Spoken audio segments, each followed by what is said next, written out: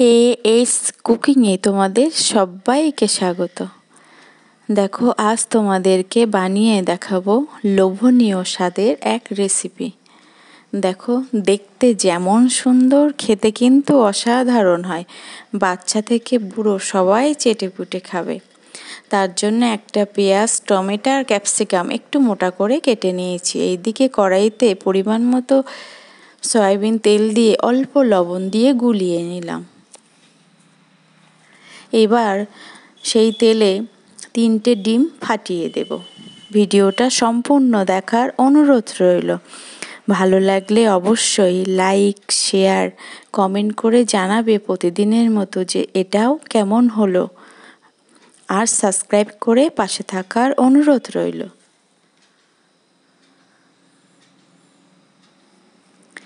এইবার ডিমগুলো দিয়ে নাড়বো না। ডিমটা একটু নিচের দিক থেকে হয়ে এলে তখন অল্প অল্প করে কেটে কেটে নেড়ে দেব। সামান্য ভেজে নেব, বেশি ভাজবো না।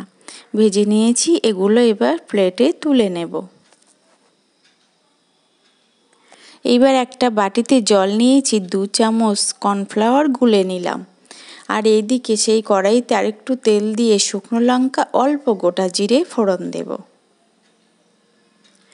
দিয়ে সে আগে থেকে কেটে রাখা পেঁয়াজ, টমেটো, ক্যাপসিকাম ওগুলো দিয়ে দেব। দিয়ে একটু নাড়াচাড়া করে নেব ঢেকে।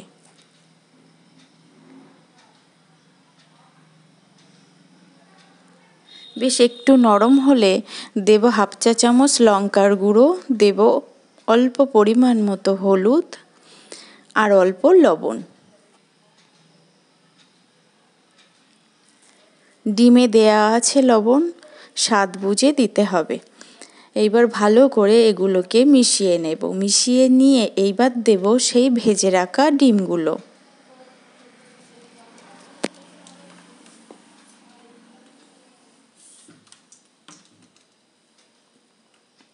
ডিমগুলো দিয়ে ভালো করে নাড়িয়ে চাড়িয়ে নেব। এটা লো আঁচেই বানাতে হবে।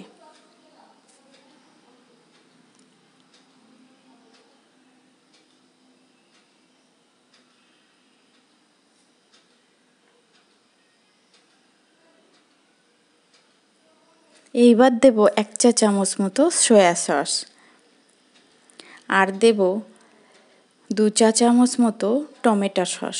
দিয়ে এবার সেই গুলে রাখা কর্নফ্লাওয়ারটা দিয়ে দেব। দিয়ে সুন্দর করে এটার সঙ্গে মিশিয়ে নেব।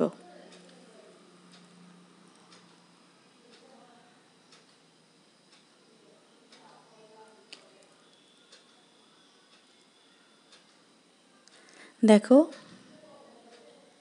মিশিয়ে নিয়ে এবার দেব ম্যাগি মশলা। এই মশলাটা দিলে দারুণ হবে খেতে। দিয়ে ভালো করে মিশিয়ে দেব 1/4 চা চামচের শাহি গরম মশলা, আর দেব একটু মরিচ গুঁড়ো।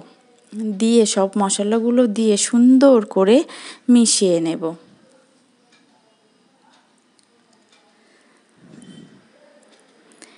ডিমের এই সবজিটা এইভাবে বানালে খুব ঝটপট বানানো যায়। 10 মিনিটেই এটা রেডি হয়ে যায়।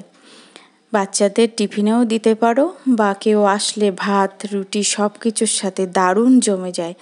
তোমরা একবার বাড়িতে এইভাবে বানিয়ে দেখো, দেখে কমেন্টে আমাকে জানিও। দেখো দেখতে কতটা লোভনীয়, খেতেও অসাধারণ হয়। অবশ্যই জানিও কেমন হলো।